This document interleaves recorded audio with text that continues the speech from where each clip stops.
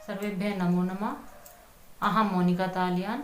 आज के वीडियो में हम अपनी कक्षा 8 की सुरभि पुस्तिका के 12वें पाठ का व्याकरण कार्य करेंगे। इस वाले व्याकरण में है कारक। जो आपके कारक होते हैं उनके अनुसार ही आपकी विभक्तियों का प्रयोग होता है।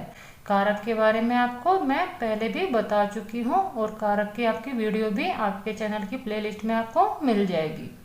तृतीय पाठे वयम कर्ता कारकम करम कारकम करण कारकम संप्रदान कारकम च आपठाम। तीसरे पाठ में हम सभी कर्ता कारक, कर्म कारक, करण कारक और संप्रदान कारक पढ़ चुके हैं। अधुना अपादान कारकम संबंध कारकम अधिकरण कारकम संबोधन कारकम च पठामा।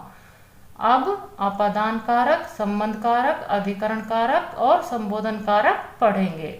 यहाँ पर बताया गया है कि आप अपने तीसरे पाठ में 4 कारक पहले ही पढ़ चुके हैं और आज की वीडियो में हम आपके आगे के 4 कारक पढ़ेंगे। वैसे आपका संस्कृत में 6 ही कारक होते हैं, लेकिन आपकी विभक्तियाँ प्रथमा से लेकर संबोधन तक होती है, उसको इन्होंने कारक का रूप दिया है। अपादान कारकम पंचमी विभक्ति। अपादान कारक के योग में पंचमी विभक्ति का प्रयोग होता है। पठन्तु अवगच्छन्तु च, पढ़िए और समझिए। यहाँ पर जो इन्होंने वाक्य दिए हुए हैं पहले आप उनको पढ़ लीजिए, उनके बाद आप अपने अपादान कारक जो आपकी पंचमी विभक्ति में प्रयोग होने वाला कारक है उसको आप आसानी से समझ सकते हैं। वाक्य है गंगा हिमालयात निर्गच्छति। गंगा हिमालय से निकल रही है। यहाँ पर हिमालयात आपका पद है, इसमें पंचमी विभक्ति का प्रयोग हुआ है और आप अपने वाक्य की हिंदी देखेंगे कि गंगा हिमालय से निकल रही है।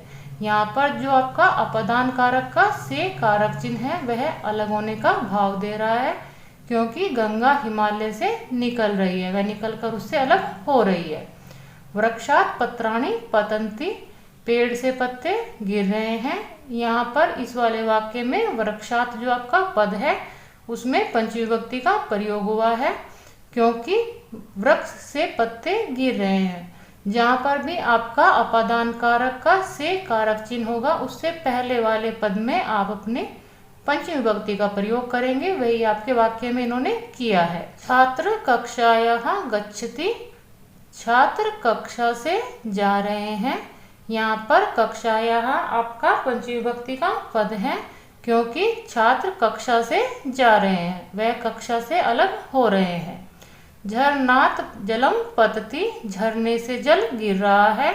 झरनात् जो आपका पद है इसमें पंचमी विभक्ति का प्रयोग हुआ है, क्योंकि झरने से जल अलग हो रहा है, इसलिए झरने में पंचमी विभक्ति का प्रयोग हुआ है। रामः विद्यालयात् गृहं गच्छति, राम विद्यालय से घर जाता है।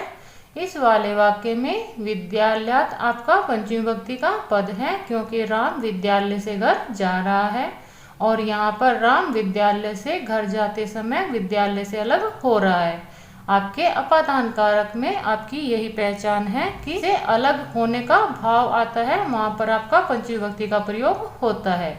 अतिथि ग्रामात् आगच्छति, यहाँ पर गलती से मिसप्रिंट में ग्रामात् के स्थान पर अतिथि को इन्होंने स्थूल पद में प्रयोग किया है, लेकिन ग्रामात् आपका पंचमी विभक्ति वाला पद है, क्योंकि अतिथि गांव से आ रहा है। इस वाले वाक्य में अतिथि गांव से आ रहा है और जहाँ से अलग होने का भाव होता है उसी शब्द में आपका पंचमी विभक्ति का प्रयोग होता है।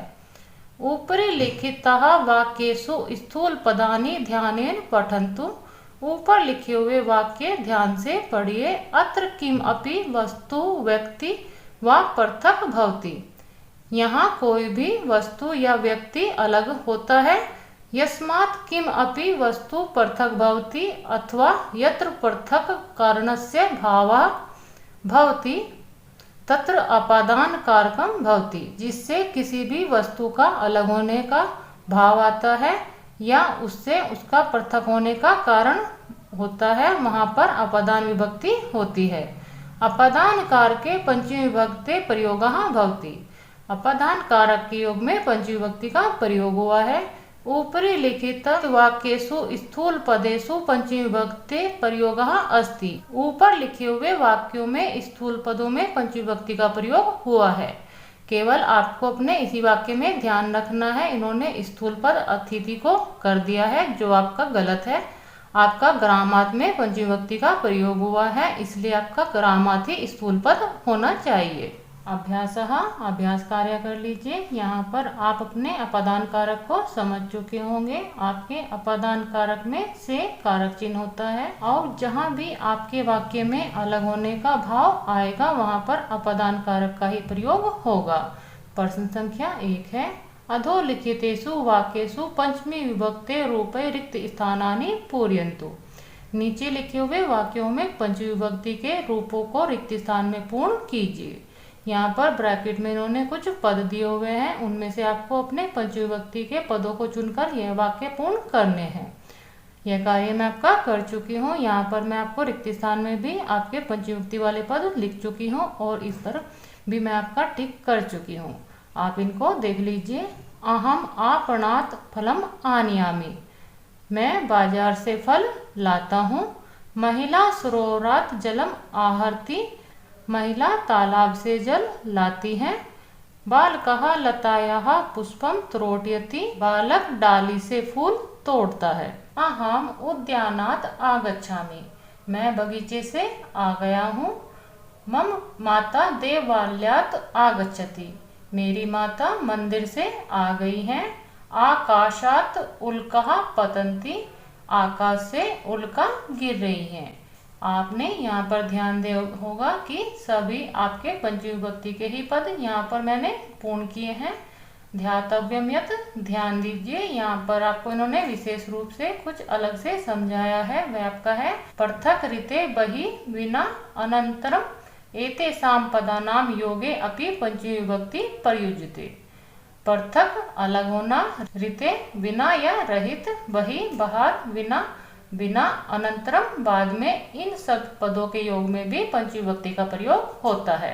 यह आपकी उपपद विभक्ति वाले पद हैं। इन पदों के योग में आपका हमेशा पंचमी विभक्ति का प्रयोग होगा। विना आपका ऐसा पद है, यह आपके द्वितीय विभक्ति, तृतीय विभक्ति और पंचमी विभक्ति तीनों ही रूप में प्रयोग होता है। आपको वहाँ पर अपने वाक्य में ध्यान रखना होता है कि वहाँ पर आपका अलग होने का भाव है तो आप पंचमी विभक्ति का प्रयोग करेंगे। यदि आपके वाक्य में कर्म का भाव है तो आप द्वितीय विभक्ति का प्रयोग करेंगे, और यदि आपके वाक्य में के द्वारा या से का भाव है, जिस माध्यम से कार्य किया जा रहा है, तो आप तृतीय विभक्ति का प्रयोग करेंगे। विना आपका ऐसा ही शब्द है, इसके योग में आपके 3 विभक्तियों का प्रयोग होता है। दूसरा यहाँ पर इन्होंने प्रश्न दिया है, उदाहरणम दृष्ट्वा रिक्त स्थानानि पूरयन्तु, उदाहरण देखकर रिक्त स्थानों को पूर्ण कीजिए। यहाँ पर इन्होंने आपके कुछ पद लिखे हुए हैं जिनमें आपको अपनी पंचमी विभक्ति का प्रयोग करना है, क्योंकि आपके वाक्य में आपके उपपद आए हुए हैं, उनके योग में आपको पंचमी विभक्ति का ही प्रयोग करना है।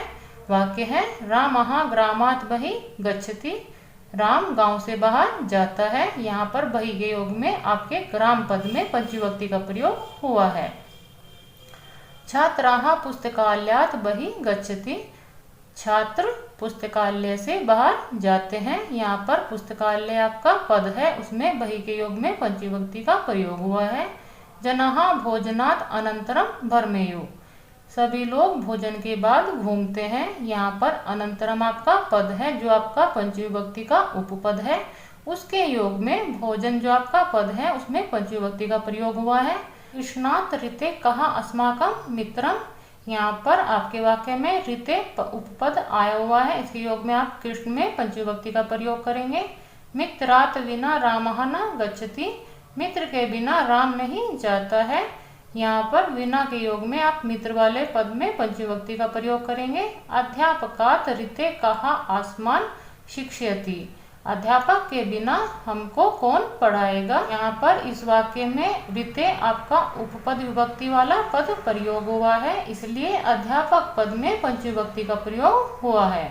छात्रः परिश्रमात् विना सफलम न लभते, छात्र परिश्रम के बिना सफलता प्राप्त नहीं करते। यहाँ पर इस वाले वाक्य में बिना आपका उपपद आया हुआ है, इसलिए परिश्रम में पंचमी विभक्ति का प्रयोग हुआ है। बालकः मातुः पृथक् न तिष्ठति, बालक माता से अलग नहीं बैठता। यहाँ पर पृथक जो आपका उपपद है वह आपका पंचविभक्ति का उपपद है, इसलिए मातृ में आपका पंचविभक्ति वाला पद प्रयोग हुआ है जो आपका है मातुः। इस प्रकार आप अपने उपपदों के अनुसार भी अपनी पंचविभक्ति को ध्यान रखेंगे और अपने कारक चिन्ह के अनुसार भी आप अपनी पंचविभक्ति को ध्यान रखेंगे, क्योंकि अपादान कारक में पंचविभक्ति का प्रयोग होता है। अपादान कारक को समझने के बाद संबंध जो आपका कारक है षष्ठी विभक्ति का उसको भी आप समझ लीजिए। सामान्य रूप से आपके कारक में संबंध को कारक नहीं माना जाता, लेकिन विभक्ति के रूप में आपके संबंध कारक को षष्ठी विभक्ति में प्रयोग किया जाता है। पठन्तु अवगच्छन्तु च, पढ़िए और समझिए। यहाँ जो इन्होंने वाक्य दिए हुए हैं आप उनको ध्यान से पढ़िए और समझिए। रामस्य पुस्तकम अस्ति, राम की पुस्तक है। सीतायाः गृहम् अस्ति, सीता का घर है। पुष्पाणां माला अस्ति, फूलों की माला है। गीता महाभारतस्य अंशः अस्ति, गीता महाभारत का अंश है। यहाँ पर जैसे आप नाम से ही देख सकते हैं कि संबंध दिखाया गया है। आप अपने वाक्यों में भी देख सकते हैं कि आपके जो स्थूल पद है उनका आपका अगले पद से या पहले वाले पद से संबंध दिखाया गया है। एतानि वस्त्राणि नरस्य सन्ति, यह सभी वस्त्र आदमी के हैं। श्री कृष्ण से प्रतिमा अस्ति, श्री कृष्ण की प्रतिमा है। एतेषु वाक्येषु वस्तूनि कस्य सन्ति, यह सभी वाक्यों में वस्तुएं किसकी हैं। नूनम रामस्य सीतायाः पुष्पाणां महाभारतस्य नरस्य श्री कृष्णस्य एव। यहाँ पर आप अपने वाक्य को देख चुके हैं कि जो आपके वाक्य में स्थूल पद आए हुए थे वही इन्होंने यहाँ पर लिखे हुए हैं। आपके वाक्यों में किसकी क्या वस्तुएं हैं यह आपका संबंध दर्शाता है। कहने का अर्थ है कि जो आपका संबंध कारक होता है उसके कारक चिन्ह होते हैं आपके काके की रारे री।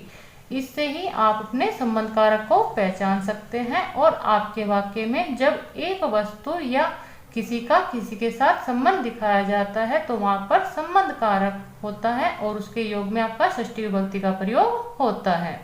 यहाँ पर बताया गया है यस्य वस्तु भवति अथवा येन सह यस्य संबंध भवति तत्र संबंध इति कारकम भवति। जिसकी वस्तु होती है अथवा जिसके साथ जिसका संबंध होता है वहाँ संबंध कारक होता है। संबंधः इति कारके षष्ठी विभक्ति प्रयुज्यते, संबंध कारक में षष्ठी विभक्ति का प्रयोग होता है। ऊपरी लिखितेषु वाक्येषु स्थूल पदेषु षष्ठी विभक्ते प्रयोगः अस्ति, ऊपर लिखे वाक्यों में स्थूल पदों में षष्ठी विभक्ति का प्रयोग हुआ है। आप अपने इन वाक्यों से और इस परिभाषा से समझ चुके होंगे कि जिसके साथ आपका संबंध होता है वहां पर आपका संबंध कारक और षष्ठी विभक्ति का प्रयोग होता है। अभ्यास कार्य कर लीजिए क्योंकि आप अपनी षष्ठी विभक्ति को समझ चुके होंगे। यहाँ पर प्रश्न संख्या 1 है अधोलिखितेषु वाक्येषु षष्ठी विभक्ते रूपै रिक्त स्थानानि पूरयन्तु। नीचे लिखे हुए वाक्यों में षष्ठी विभक्ति के रूपों के द्वारा रिक्त स्थानों को पूर्ण कीजिए। यहाँ पर ब्रैकेट में जो आपके पद आए हुए हैं उनसे आपको षष्ठी विभक्ति वाले पद चुनने हैं, अपने इन वाक्यों को पूर्ण करना है। यह कार्य मैं आपका कर चुकी हूँ, आप अपने वाक्य समझ लीजिए।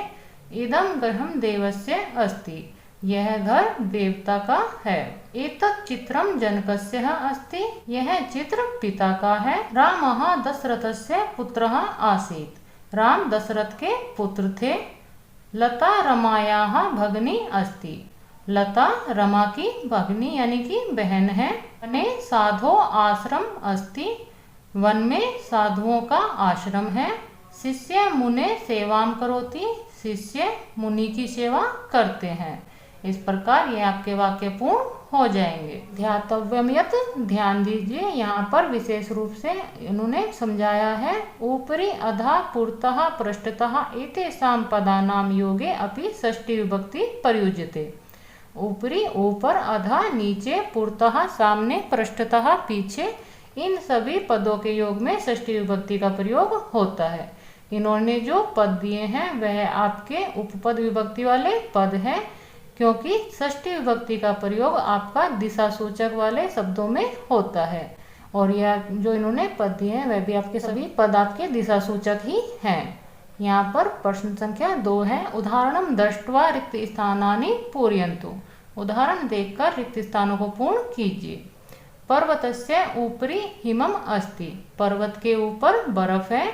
यहाँ पर ऊपरी पद जो आपका उपपद विभक्ति वाला पद है उसके योग में षष्ठी विभक्ति का प्रयोग हुआ है, इसलिए पर्वत पद में आपका षष्ठी विभक्ति का प्रयोग हुआ है। वानराः वृक्षस्य ऊपरी कूर्दन्ति। सभी बंदर पेड़ के ऊपर कूद रहे हैं। यहाँ पर भी आपका ऊपरी पद प्रयोग हुआ है जो आपका षष्ठी विभक्ति का उपपद है, उसके योग में आपका वृक्ष पद में षष्ठी विभक्ति का प्रयोग हुआ है। मंदिरस्य पुरतः नदी अस्ति। मंदिर के सामने नदी है। पुरतः जो आपका पद है वह आपका षष्ठी विभक्ति का उपपद है, उसके योग में आपका मंदिर में षष्ठी विभक्ति का प्रयोग हुआ है। भूम्याः अधः जलम अस्ति। भूमि के नीचे जल है। यहाँ पर अधः जो आपका पद है वह आपका उपपद विभक्ति वाला पद है, इसके योग में आपका षष्ठी विभक्ति का प्रयोग हुआ है आपका भूमि शब्द में। देवालयस्य पृष्ठतः उपवनम अस्ति। मंदिर के पीछे बगीचा है। इस वाले वाक्य में पृष्ठतः आपका उपपद वाला पद प्रयोग हुआ है, इसलिए देवालय में षष्ठी विभक्ति का प्रयोग हुआ है। गुरुः पुरतः शिष्यः अस्ति। गुरु के सामने शिष्य है। यहाँ पर पुरतः जो आपका उपपद विभक्ति वाला पद है उसके योग में आपका गुरु में षष्ठी विभक्ति का प्रयोग हुआ है। इस प्रकार आप अपने कारक चिन्ह के अनुसार जो आपका काके की रारेरी है उसके अनुसार आप अपने वाक्य में षष्ठी विभक्ति का प्रयोग करेंगे और जो आपको उपपद विभक्ति में दिशावाचक पद बताए हैं उनके योग में भी आप षष्ठी विभक्ति का प्रयोग करेंगे। आज के वीडियो में हम अपने इस पाठ के व्याकरण का यहीं तक भाग करेंगे। शेष जो आपके 2 कारक बचे हैं वह हम अगली वीडियो में करेंगे, क्योंकि आपकी वीडियो ज्यादा ही लंबी हो रही है। मिलते हैं इसके शेष भाग के साथ अगली वीडियो में। सर्वे में नमो नमः।